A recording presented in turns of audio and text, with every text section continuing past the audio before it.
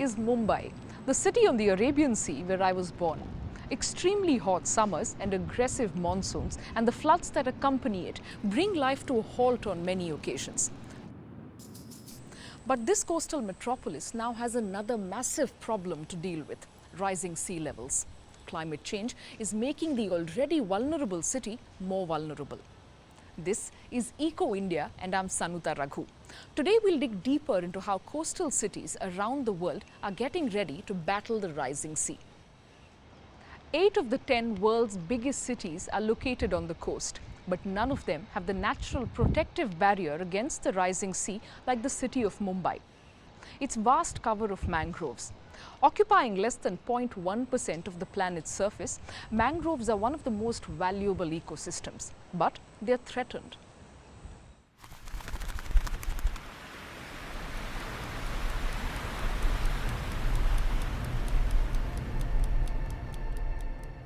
The clock seems to be ticking for India's most populous city, Mumbai. Climate scientists predict that the rising levels of the Arabian Sea will wipe out the city in just a few hundred years.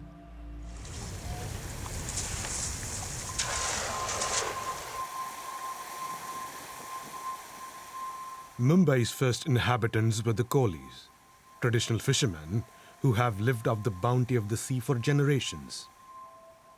Today, they are on the front lines, facing the threat of the unrelenting Arabian Sea, which surrounds the city on 3 sides.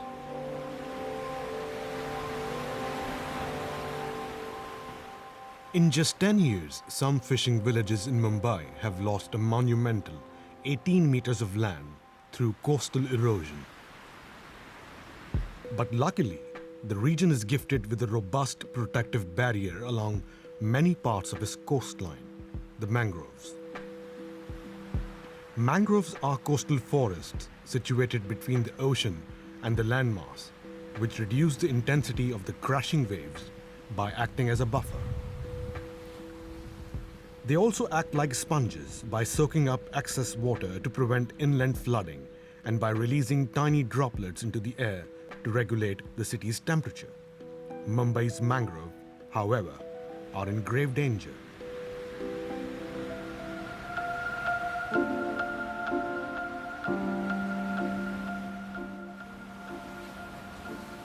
Artisan fisherman Kamlaka Pawar is worried about the future of the place he calls home. The mangroves get cut down indiscriminately. You see garbage everywhere. Even industrial plants release their chemicals here. A boat carrying oil once sank and polluted the water. So many fish have died, and the ones that remain can't breed fast enough.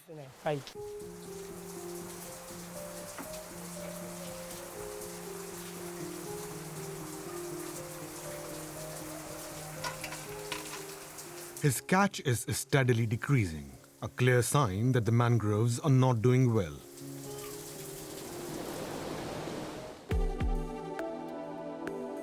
Many parts of Mumbai's mangroves have succumbed to indiscriminate pollution. About 40% have been wiped out over the last few decades. But that's not all. The illegal constructions which happen, people repair their houses, they demolish walls, structures, reconstruction, debris is brought in and dumped in the mangroves. Another thing is that the government themselves are one of the biggest threats to mangroves, because they have set up 3 humongous dumping grounds in the creeks of Thane, inside the mangroves, inside dense mangroves, and the leachate from there is going into the mangroves and degrading this system. Which used to be a place where you could come for fresh air, now you can barely stand here because of the leachate which is coming out of these dumping grounds into the creek. More than 100 cases of mangrove destruction were reported in Mumbai in 2018, both on government and private land. The government has now hired additional security personnel, some equipped with pellet guns, to patrol these coastal forests against encroachers and tree hackers. There is no doubt that without its mangroves, Mumbai stands little chance against the rising sea levels. Now, nobody in my generation had seen anything like the 2005 floods in Mumbai. People were wading through neck-deep muddy water in many places. Many were trapped in cars where doors couldn't be opened. Toilets were spewing soiled water back into homes. The next part of our story will show you how a small community of indigenous fishermen is working towards avoiding exactly this. Nand Kumar Pawar walks through the narrow alleyways of Bhandup fishing village every day with a sense of gratitude.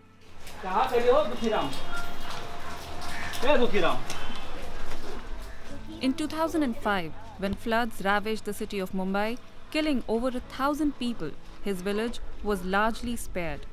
This was an eye-opener. He realized it was the mangroves that had protected them. He started a grassroots movement with the neighborhood fishermen to save and protect more than 1,000 hectares of lush mangrove cover surrounding his village.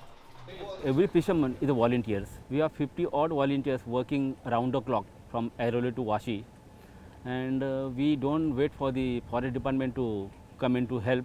We help ourselves.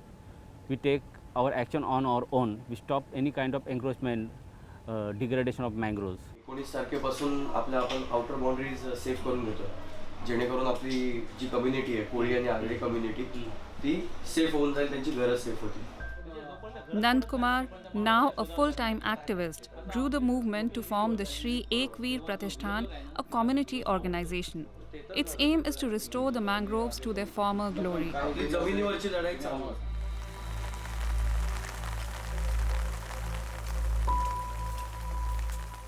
Volunteer fishermen sieve out and clean the incessant flow of solid waste on a daily basis. They organize awareness drives in the local community to help families understand the importance of mangroves to their lives. For generations, the Kolis, the indigenous fishermen, have caught fish in the large ponds of water filtered by the area's expansive mangroves that line the eastern coastline. The fishermen, who try to eke out a living from the measly amount of fish they bring back after a whole day of fishing, know that their livelihood is in jeopardy. Many fish species available in abundance in the past are never seen in these waters today. The mangroves in Mumbai's northeastern corner have traditionally acted as nurseries, providing food and shelter for several marine species including crabs, prawns, mullet, snappers and groupers. These are coastal forests where the leaves dry and fall into the soil. The soil is basically silt and clay soil. There it starts decomposing. The crabs take away the leaves and the other crustaceans or just start nibbling away at it and create it as, make it into a nutrient or decompose it further so that it becomes nutrient for the soil. The mangroves are the kitchen of the oceans. This is where the food is prepared and circulated across the continent, across the globe, across the oceans. These waters used to be fertile, but a process of degeneration is now well underway because of unchecked pollution and illegal land grabbing. Local fishermen keep constant vigil and alert the organization if they notice illegal encroachments or poaching. Often members of the village community have been part of the problem. So I convinced them, but they didn't, being villagers, they didn't bother about what I'm saying. I repeatedly requesting them, don't do this, but these people are not going to listen to me. So finally I went to the court. I went to the Honorable High Court and filed affidavit against the illegality that is happening. You need to stop it immediately. And all these structures demolished with the help of Forest Department in 2009. And thus entire area is safe now. The mangroves that Nand Kumar and his community protect are part of the ecosystem that occupies only 0.1% of the Earth's surface.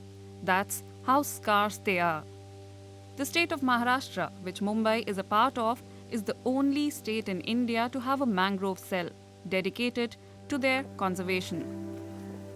The cell relies on participatory models like Shri Ekveer Pratishthan to save the city's mangrove cover. The contribution of Bhandup fishing village may seem minuscule today, especially to many of us who may have been oblivious to the role mangroves have played in protecting a vulnerable city like Mumbai. But it's thanks to the initiative of fishing communities like this one at the front line of the ocean swell that the rest of the city may now stand a chance of braving rising sea levels in the years to come. Now, Mumbai is not the only city in the world that has to cope with the impact of rising sea levels. Sea levels are rising more and more across the planet. But why is this happening? Let's take a look at some facts. The primary cause of rising sea levels is climate change. As our planet heats up, glaciers or huge masses of ice melt faster. This means that even more water flows into our oceans. Massive ice sheets in Greenland and Antarctica are weakening, breaking off and melting steadily. And water expands as it warms. About half of the sea level rise over the past 25 years is attributed to warmer oceans simply occupying more space. On average, the sea level rises 3.4 millimeters per year. But oceans do not function like a tub that keeps filling up. Research has shown that seas actually rise unevenly, putting some communities even more at risk than others. And this means we have to act to limit global warming, and we must adapt to changing living conditions and develop new ideas. For example, is it possible to build homes on water? The Dutch seem to have a solution. An architecture firm in Amsterdam has built a neighborhood called Schoonship or Clean Ship, floating entirely on water. Take a look. Living on water in the city centre. One day, more than 100 people will live on this side canal in Amsterdam. Marcus Schmidt and his wife Yvonne van Saag are among the first residents. It's a different way of life. All this light here. The water sparkles and reflects everywhere. Yes, you experience it much, much more. And somehow you're closer to nature. When the wind blows and you open the door, a gust of wind will come rushing into your face, so you feel everything very directly. Their house is one of 30 buildings that are part of the project Schoonskip Amsterdam. Each building has its own design. But they all have one thing in common. They float on special concrete rafts, fastened onto pillars. The swimming foundation needs to be able to carry several hundred tons and must therefore be balanced precisely. Jorrit Halvert is one of the project architects. Because up front you have to calculate everything that you put on the boat, how heavy it will be. Because if you put in too much weight, it will be too low and then the water starts to come in. So that's why we make a lot of calculations up front, how heavy the boat will be in the end. 20 different architects were involved in the project. The houses were built on land and then brought to the dock by boat. Sustainability is very important to the inhabitants. Schoonskip means clean ship. What we wanted to achieve is to show that you can live on water with very sustainable houses and in a sustainable way in the sense that we as a community. So we had very high levels of what we wanted to show to Amsterdam and to the world actually. Sustainable and eco-friendly materials were used for the houses. The facade of Per de Rijksholm is made of cork. We had loads of discussions with the whole group and we had help from different advisors on materials. So we ended up with a list, a green list, an orange list and a red list. Red list was a no-go. Orange was okay if you really have to because of cost reasons or technical reasons, but preferably try to use only materials from the green list. So cork was on the green list and we liked it very much, so that was our choice to do so. The project is sustainable in many other ways too. Toilet waste is converted into energy in a nearby biorefinery. The residents produce their own electricity using solar power. And very special is that we got permission from the government to have our own small electricity company. We all have a battery in our house and we are all connected with a small smart grid system. So we share electricity. If we generate too much for what we need, then our neighbors can use it. And so that's very, so we only have one connection to the main system. Living on water has a long tradition in Amsterdam.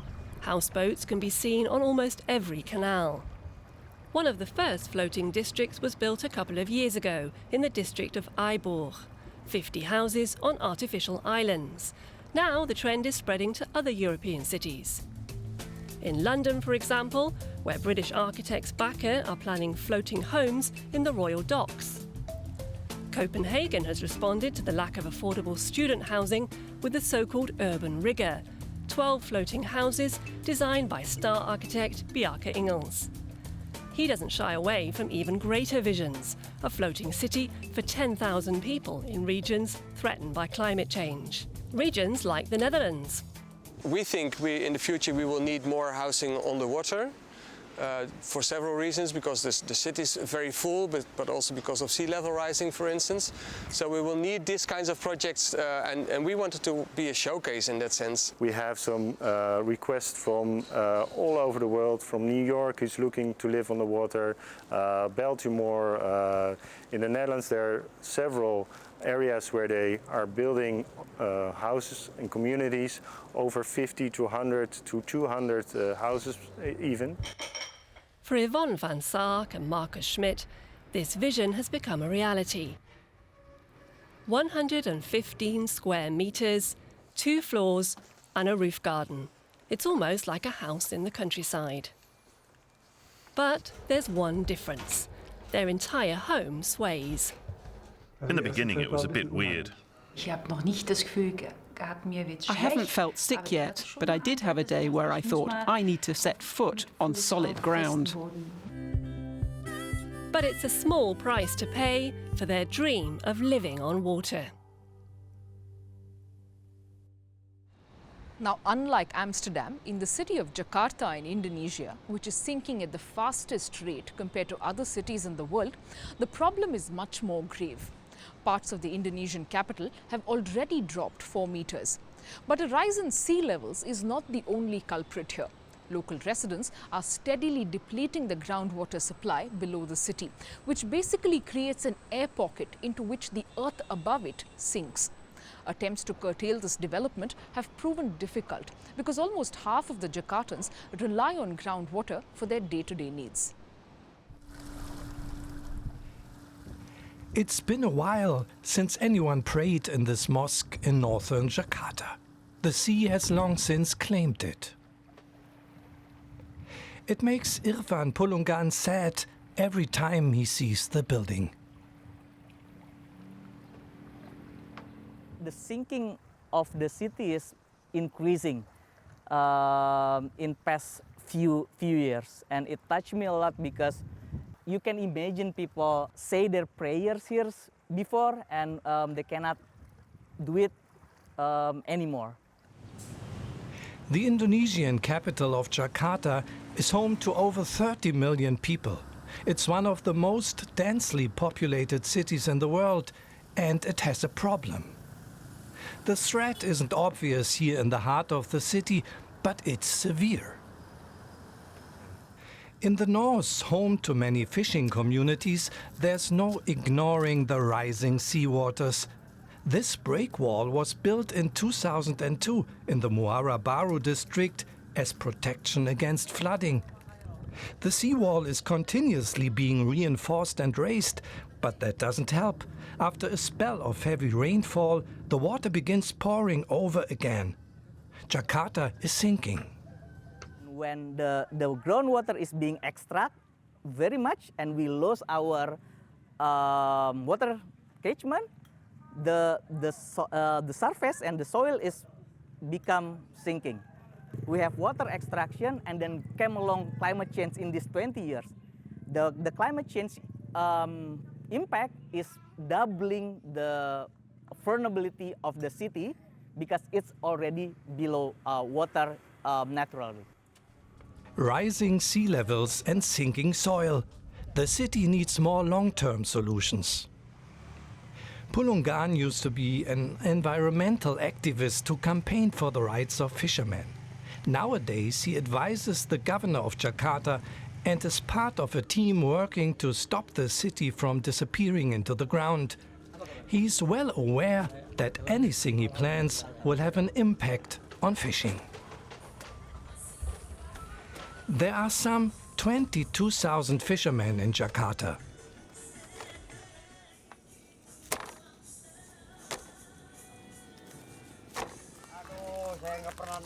These people harvest green mussels from the bay, a local specialty. They're cooked right on the beach.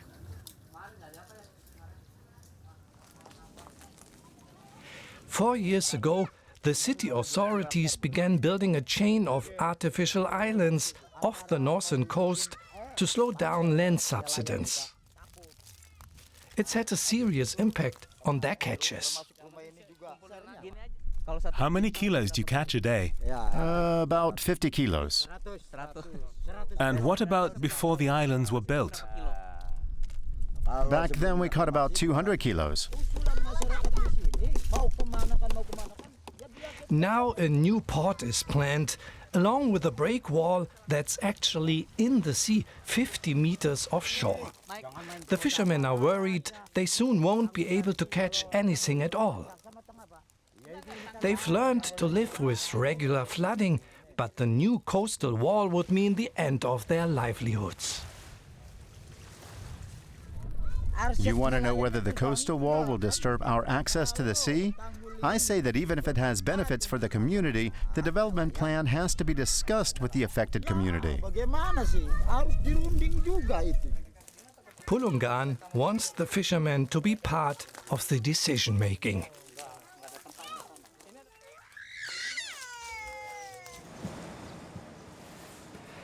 The covered market where they sell their catch is nearby. Here too, it's impossible to overlook the city's plight. The market was only built 5 years ago, but huge cracks are already showing. Buildings in some parts of Jakarta are sinking into the ground at a rate of up to 25 centimeters a year. This major fountain in the heart of Jakarta belies the fact that clean water is in desperately short supply. Half the capital's population draws its water from illegal wells. And vast amounts of groundwater are used by the new high-rises springing up across town. That needs more regulation, says Pulungan. To develop a more water absorption facilities, to strengthen their waste management facilities, and also to finalize where they violating their water licensing. The city is searching for ways to conserve the precious resource.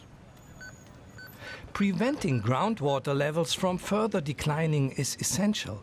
Otherwise, Jakarta will sink even faster and flooding will pose an even bigger threat. Waste is another problem. In the monsoon season especially, trash clogs up rivers and canals, so waterways can't drain into the sea. These days, an army of about 12,000 trash collectors work around the clock, battling the garbage emergency. A number of kampungs or settlements have already been evacuated and torn down in the name of flood protection. The kampung of Tongkol was slated for demolition in 2015. The huts were directly on the river and inhabitants were supposed to be evicted. Then they took matters into their own hands. They've torn down parts of their homes themselves, removing sections on the water's edge. The result is a thriving, peaceful community and residents who take pride in keeping the neighborhood trash-free. And there's now a riverside walkway that's a comfortable distance from the water. The community also has the support of a team of architects who developed a sustainable model home for Tongkol. It's made of stone and wood rather than plastic and sheet metal. 7 families live here. This is small house like pigeon house. Among them are Gugun Muhammad, his wife and their 2 children.